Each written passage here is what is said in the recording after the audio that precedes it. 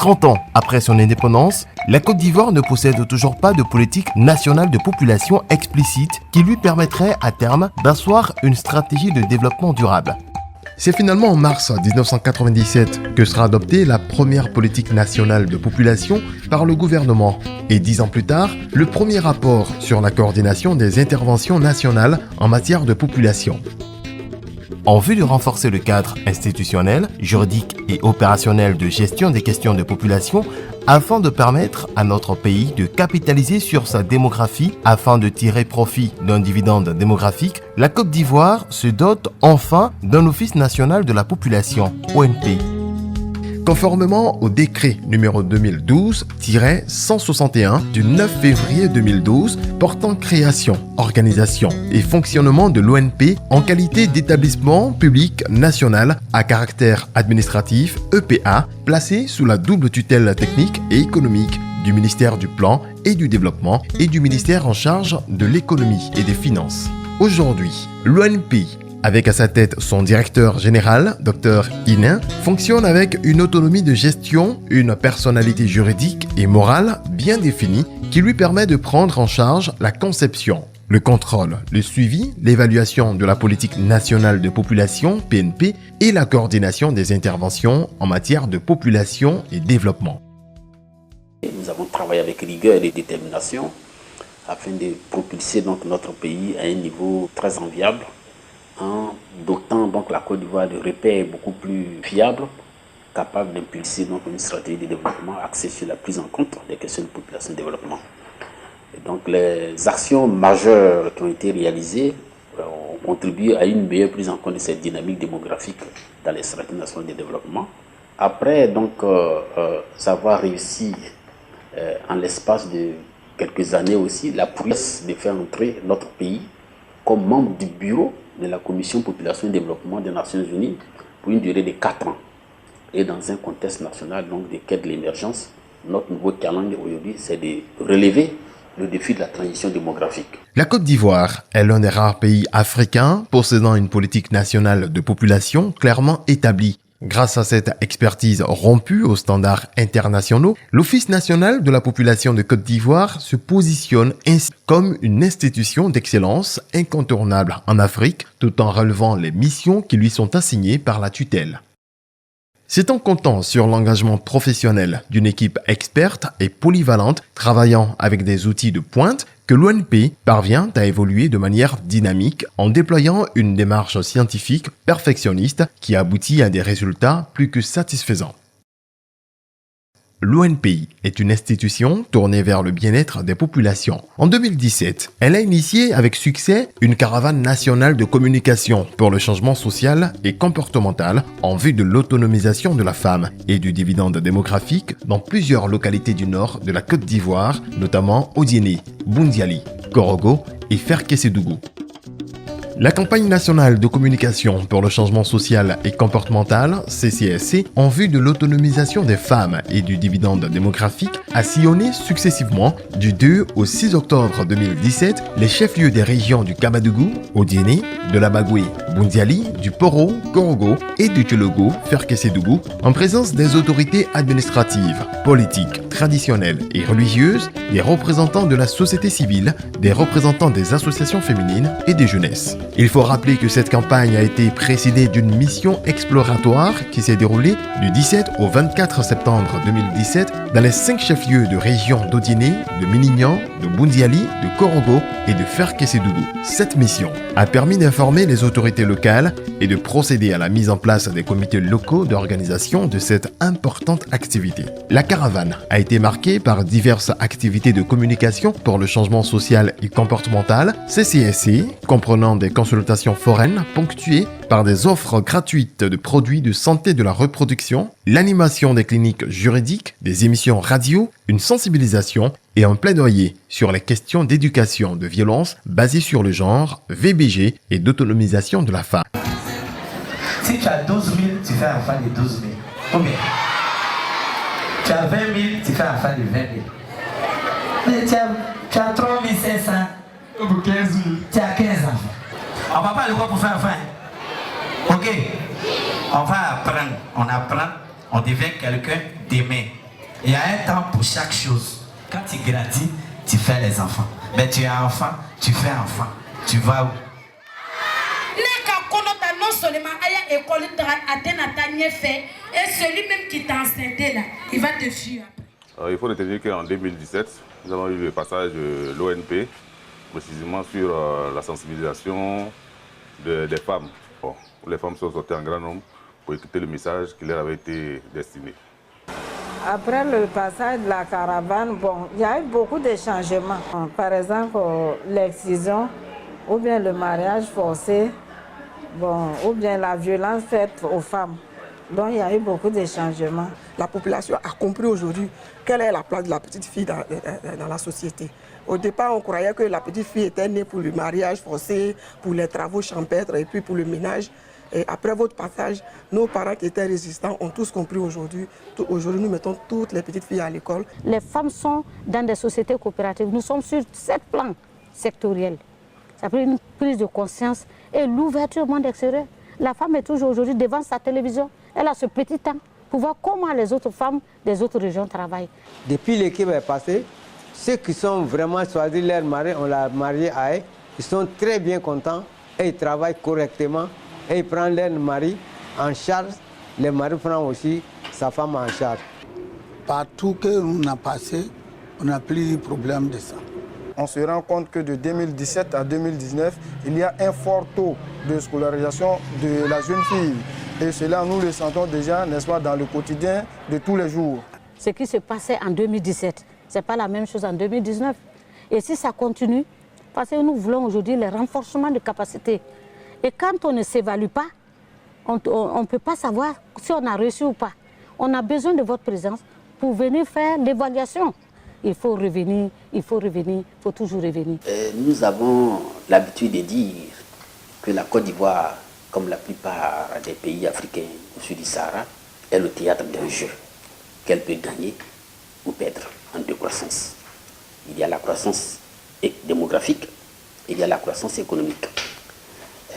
En effet, avec une croissance économique moyenne de 9,3 par an en 2012 et 2015, et anticipée d'environ 7,5 en 2016 et 2020, la Côte d'Ivoire est en mesure de réussir son pari, de maintenir d'ici 2020 une croissance forte et durable et inclusive, caractéristique des pays émergents. À l'opposé, vous avez la croissance démographique qui demeure encore élevée et qui s'établit à 2,6% l'an, combiné donc d'un indice synthétique de fécondité qui frôle les 5 enfants par femme contre une moyenne mondiale de 2,4 enfants. Donc, selon les projections démographiques qui ont été réalisées par les experts de l'ONP avec l'appui de ses collaborateurs extérieurs, la Côte d'Ivoire atteindra un seuil critique d'ici 2050 si des décisions majeures ne sont pas immédiatement prises. Cela signifie que si nous poursuivons le rythme actuel d'utilisation de la contraception qui se situe autour de 20%, la Côte d'Ivoire enregistrera une population de 52,7 millions d'habitants en 2050. L'ONP, c'est également des analyses prospectives qui permettront de relever les défis futurs liés à la croissance démographique auxquels sera inéluctablement confronté notre pays, bien sûr si les indicateurs de bonne gouvernance que produit l'Office national de la population de Côte d'Ivoire sont pris en compte. Pour faire face au défi de la maîtrise de la démographie, on vient d'inverser la tendance de sorte que la population qui produit la richesse soit supérieure à celle qui est prise en charge, en planifiant de façon intelligente et cohérente les variables population et richesse. Un engagement fort a été pris au plus haut niveau à travers le discours d'ouverture du président Alassane Ouattara lors de la 5e édition du Forum des marchés émergents sur l'Afrique le 26 mars 2017. À la question quelle Afrique en 2060, je pourrais donc répondre modestement une Afrique qui a maîtrisé sa croissance démographique. Je crois que cela est important, de sorte à tirer profit de son dividende démographique pour son développement. Car voyez-vous, un pays qui croît à 5 ou 6%, si la démographie, la croissance de la population prend la moitié de cette croissance, il va sans dire que, bien évidemment, les perspectives de réduire la pauvreté seront fortement réduites.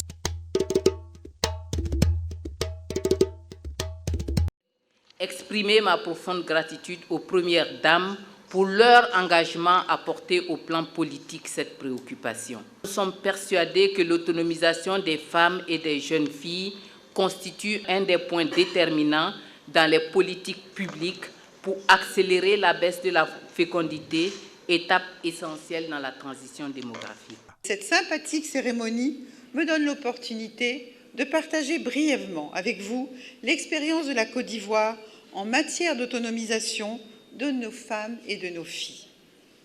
Le premier axe de notre action a été de scolariser et de maintenir nos filles à l'école. Nous avons ensuite orienté nos efforts sur la création et l'accès à des emplois durables pour nos jeunes filles. Enfin, nous nous sommes concentrés sur la lutte contre les violences faites aux femmes et la promotion de la santé, de la reproduction basée sur les droits humains. Une de nos initiatives que je voudrais partager avec vous est relative au programme d'autonomisation des femmes que nous accompagnons. Plus de 120 000 femmes sur toute l'étendue du territoire national ont pu bénéficier d'un financement en vue de démarrer une activité génératrice de revenus. Grâce à cela, elles sont devenues indépendantes, autonomes et ont retrouvé le sourire.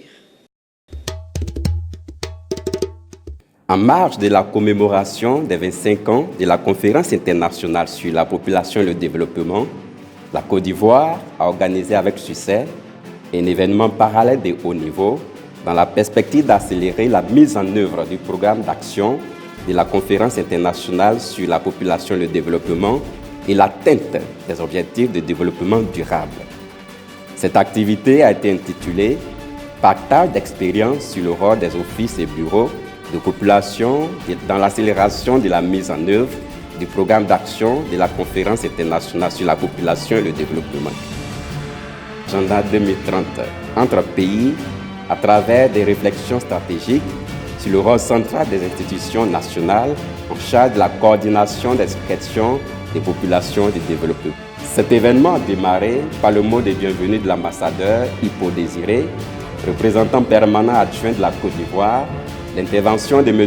Mabengue Ngom, directeur régional Afrique de l'Ouest et du Centre de l'UNFPI, suivi du mot de clôture des travaux de M. Tano Kobena Ngroma, directeur du cabinet adjoint du ministre du Plan et du Développement. Les représentants et délégués de plusieurs pays, dont la Tunisie, le Nigeria, le Sénégal, le Kenya, le Togo, le Mali, le Ghana, la Mauritanie, le Tchad, le Cameroun, le Bangladesh, et de certains partenaires au développement comme le Canada, la Suède, ainsi que la division population des Nations Unies ont participé et apprécié la pertinence de ce dialogue de haut niveau organisé par l'Office national de la population au siège des Nations Unies. Je félicite le gouvernement de la Côte d'Ivoire pour la réussite de ce side event organisé en marge de la 52e session de la Commission Population et Développement, aussi le FNUAP, Bureau régional pour l'Afrique de l'Est et centrale. C'était une excellente rencontre d'échange, de partage entre les différents bureaux de population dans les pays africains. Je suis aussi très heureux de voir que l'Office national de la population de la Côte d'Ivoire a été mis en place et grâce à une coopération sud-sud instaurée avec la Tunisie depuis 2012.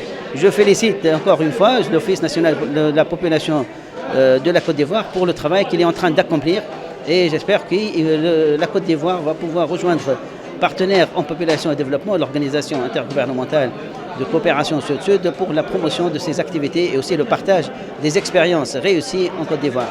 On pourrait en tant que Tunisiens collaborer ensemble pour améliorer donc l'institutionnalisation de cet aspect pour aussi travailler dans le sens pour avoir des meilleures ressources pour cet office pour pouvoir atteindre des objectifs donc aussi bien de la CIBD que des EDD. Les échanges ont été fructueux.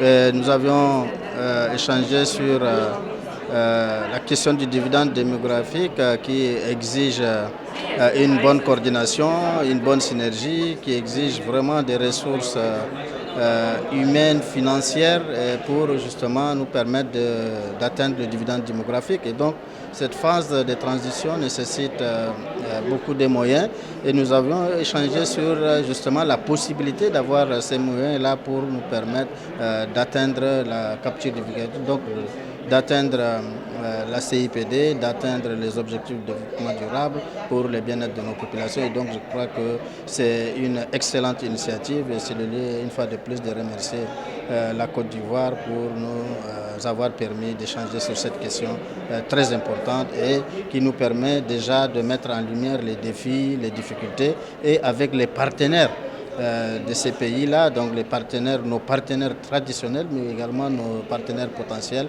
de coordonner ensemble et d'avoir une synergie d'ensemble, d'être solidaires pour justement atteindre ces objectifs. Je vous remercie.